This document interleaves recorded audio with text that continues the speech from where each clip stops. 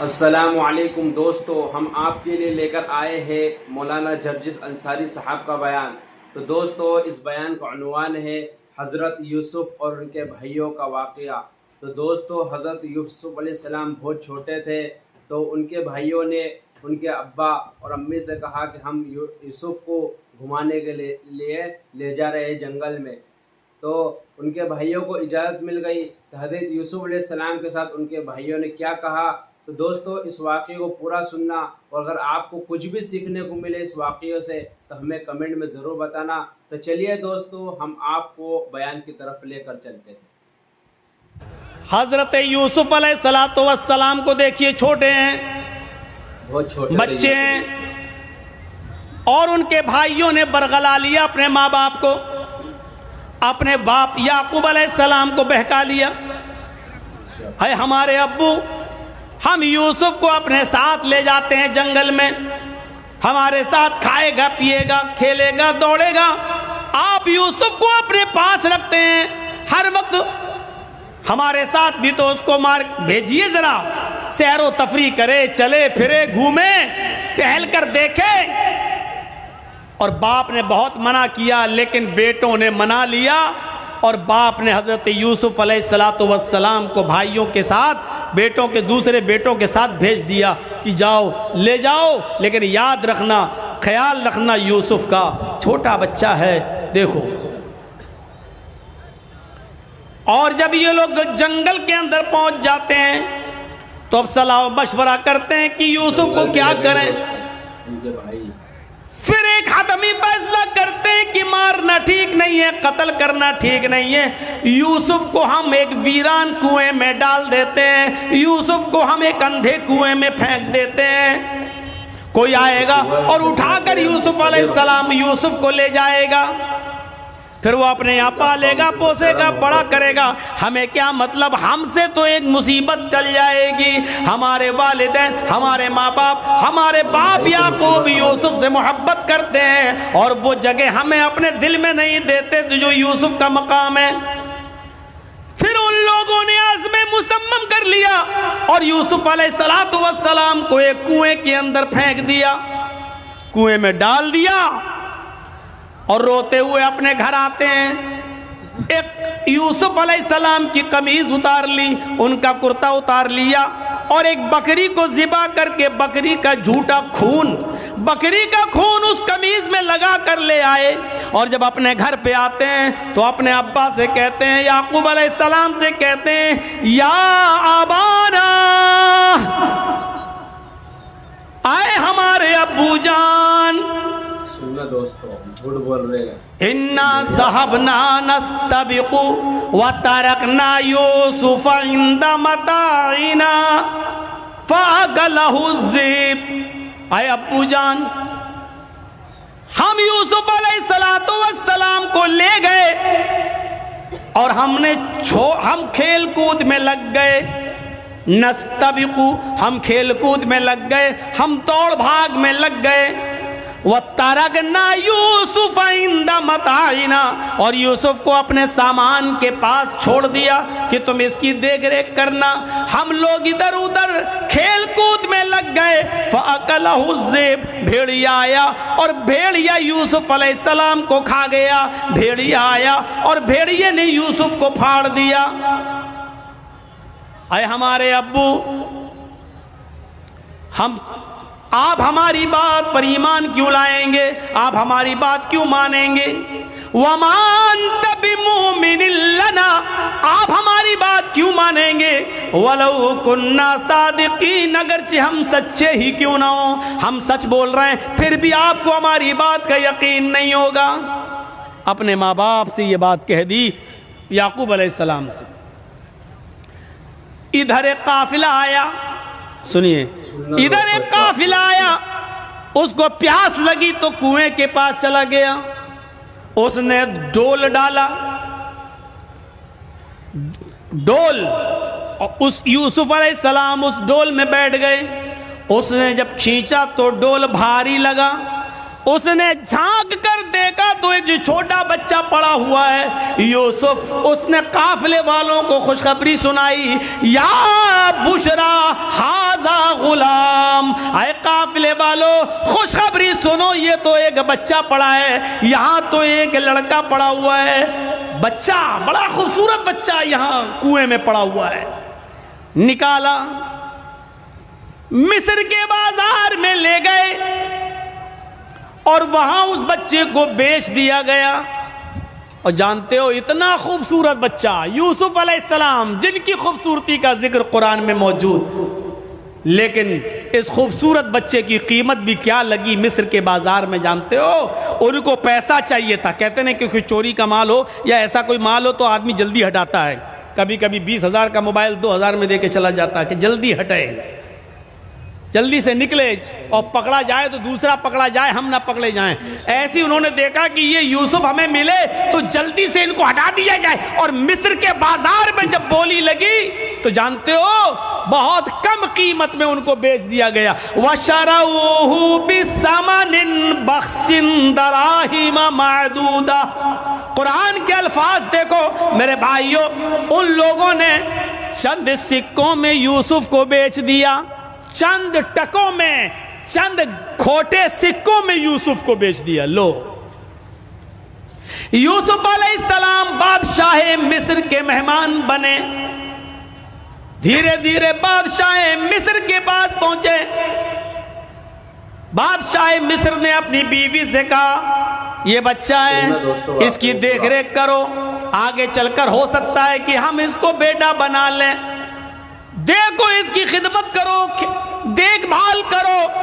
اور بادشاہ مصر کے گھر میں یوسف کی پرورش ہونے لگی، دھیرے دھیرے بڑے ہوتے گئے، اور ایک دن آیا کہ یوسف علیہ السلام اپنی جوانی کو پہنچ گئے، یہاں خوبصورتی اپنی قیامت برپا کر رہی تھی، اور یہاں یوسف علیہ السلام جوان ہو گئے، اور ادھر بادشاہ مصر کی بیوی کا دل ہچکولے لینے لگا۔ وہ اس غلام پر، یوسف علیہ السلام پر اندر ہی اندر دل و جان سے فریفتہ تھی، دل و جان سے قربان تھی۔ دھیرے دھیرے یہ چرچا مصر کی عورتوں میں ہونے لگا، اور مصر کی عورتیں اور عورتوں میں کسی بات کا چرچا بہت جلدی ہوتا ہے۔ کوئی بھی بات ہو اگر آپ کو بہت جلدی پھیلانا ہو تو بس 2-4 عورتوں میں پھیلا دو، شام تک ہوتے ہوتے پورے گاؤں میں آٹومیٹک پھیل جائے گی۔ یہ بات مصر کی عورتوں میں پھیل گئی۔ او بادشاہ کی بیوی، اوہو اپنے غلام پہ مرتی ہے، اپنے غلام کو دل دے بیٹھی ہے، اپنے غلام کے ساتھ منہ کالا کرنا چاہ رہی ہے، اپنے غلام کے ساتھ یہ حرکت کرتی ہے۔ بادشاہ مصر کی بیوی کے چرچے جب مصر کی عورتوں میں ہونے لگے تو اس عورت نے، یعنی بادشاہ کی بیوی نے ساری عورتوں کو دعوت دے دی۔ غور کیجئے، ساری عورتوں کو دعوت دے دی، سب کے سامنے پھل رکھ دیے، سب کو چھریاں دے دیں، اور جب وہ پھلوں کو کاٹنے لگی تو اس عورت نے، بادشاہ مصر کی بیوی نے یوسف علیہ السلام سے کہا آئے یوسف ان عورتوں کے سامنے سے گزر جاؤ۔ یوسف علیہ السلام ان عورتوں کے سامنے سے گزر رہے ہیں، اپنی مالکن کی بات ماننا پڑے گی۔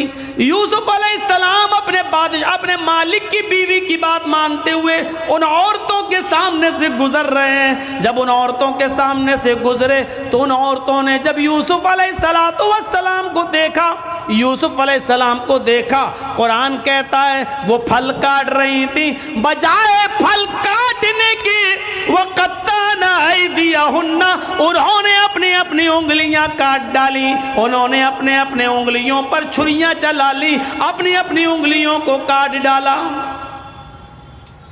اور جب یوسف پر نظر پڑی تو چیخ پڑی ما ھذا بشر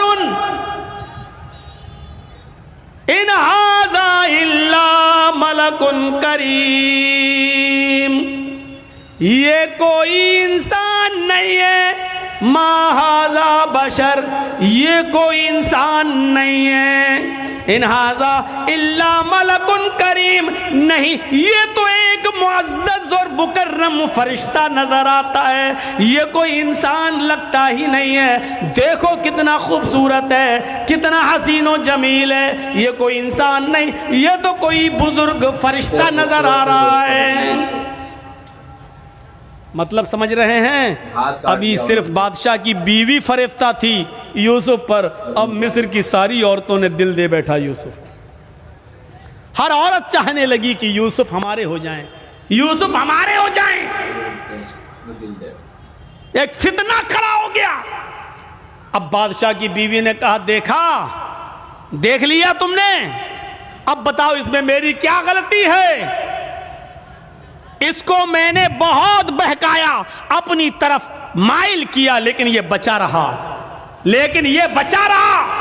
और फिर यूसुफ के सामने धमकी देती है बादशाह की बीवी। आए औरतों, आए मिस्र वालियों, सुनो, अगर यूसुफ ने मेरी बात नहीं मानी, मेरी ख्वाहिश पूरी नहीं की, मैं इससे जो चीज चाहती हूं, अगर मेरा मतालबा इस बच्चे ने, इस लड़के ने, इस गुलाम ने अगर पूरा नहीं किया, तो ये जेल में सड़ेगा या सख्त से सख्त सजा मैं इसको दिलाऊंगी, सख्त से सख्त सजा दिलवाऊंगी या जेल में सड़ेगा। अब यूसुफ अलैहिस्सलाम को जब धमकी मिलती है, तो यूसुफ अलैहिस्सलाम के पास दो ही रास्ते थे। एक रास्ता तो ये था मुसीबत का, इस औरत की बात ना माने और जेल में चले जाएं, ये मुसीबत का रास्ता था। मैंने कहा ना, मोमिन के लिए अगर एक तरफ मुसीबत का रास्ता हो और एक तरफ गुनाह का रास्ता हो, मासियत का, तो मोमिन मुसीबत का रास्ता अख्तियार कर लेता है, लेकिन गुनाह का रास्ता अख्तियार नहीं करता। यूसुफ अलैहिस्सलाम के सामने दो रास्ते थे। यहां बादशाह मिस्र की बीवी ने कहा कि अगर इसने मेरी बात नहीं मानी तो इसको सख्त से सख्त सजा दिलवाऊंगी या जेल के अंदर सड़ेगा।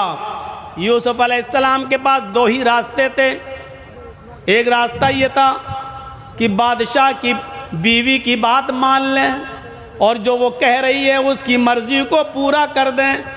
अगर ऐसा कर लेते, बादशाह की बीवी की बात मान लेते, तो पांचों उंगली घी में थी।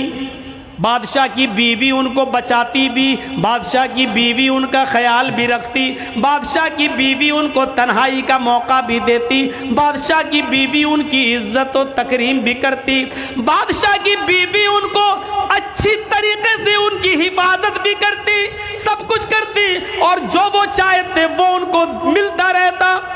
लेकिन ये रास्ता गुनाह का रास्ता था, ये रास्ता मासियत का रास्ता था। अब दूसरा रास्ता यूसुफ अलैहिस्सलाम के सामने ये था कि मैं इस गलत रास्ते पर नहीं चलूंगा। तो वो औरत कह रही है मैं जेल में डलवा दूंगी, मैं सख्त से सख्त सजा दिलवाऊंगी। तो यूसुफ अलैहिस्सलाम ने ये रास्ता पसंद कर लिया और नजरें आसमान पे डाली और फरमाया, इलाहल आलमीन, आए मेरे परवरदिगार, बादशाह मिस्र की बीवी ने ये ठान लिया है कि मैं उसके साथ गलत काम करूं, और वो ये भी कह रही है अगर इसने मेरी बात न मानी तो मैं इसको सजा दिलवाऊंगी और जेल में डलवा दूंगी।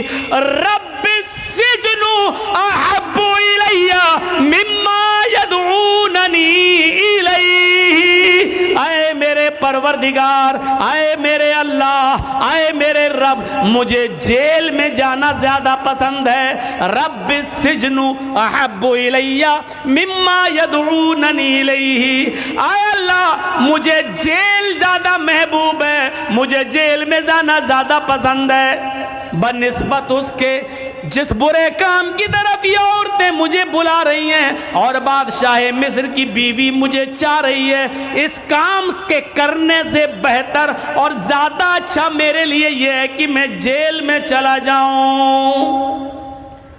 वइल्ला तस्रिफ अन्नी कैदहुन्ना अस्बु इलैहिन्ना। तो दोस्तों, आप हजरात ने, उम्मीद करता हूं कि आप हजरात ने इस बयान को पूरा सुना होगा।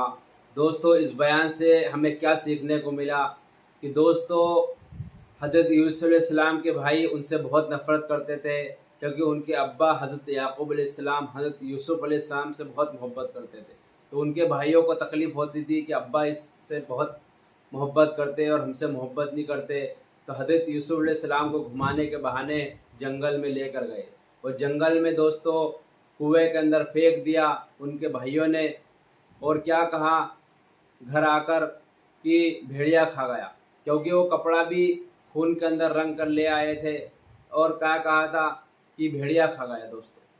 اور جب قافلہ آیا تو قافلے نے دیکھا کہ حضرت یوسف علیہ السلام کنویں کے اندر پڑے ہیں، وہ قافلے کو نہیں معلوم تھا، وہ تو پانی لینے کے لیے آئے تھے کنویں کے اندر، لیکن ڈول میں انہیں بچہ ملا اور انہوں نے مصر کے بازار کے اندر بیچ دیا دوستو۔ مصر کے بازار کے اندر بیچ دیا تو اس کو ایک شہزادی نے خرید لیا، مصر کے بادشاہ کی بیٹی نے خرید لیا، اور اس کے ساتھ برا کام کرنے کے لیے کہا حضرت یوسف علیہ السلام کو۔ تو دوستو ہمیں یہ سبق ملتا ہے کہ حضرت یوسف علیہ السلام کو جب برے کام کرنے کے لیے کہا حضرت یوسف علیہ السلام نے منع کر دیا، تو کیا کہا مصر کی شہزادی نے کہ یا تو میرے ساتھ برا کام کرو یا پھر میں تم کو جیل میں ڈال دوں گی دوستو۔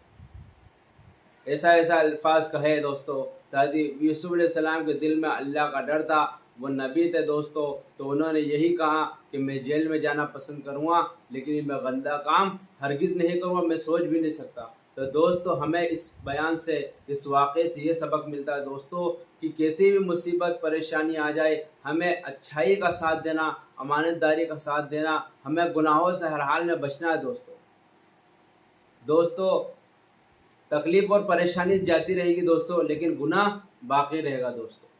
تو ہمیں یہی سبق ملتا ہے کہ ہمیشہ سچائی اور امانت داری کا ساتھ دے، اور نیکی کے کاموں پر چلے، اچھائی کے کاموں پر چلے، اچھا کام کرے اور گناہوں سے بچتے چلے۔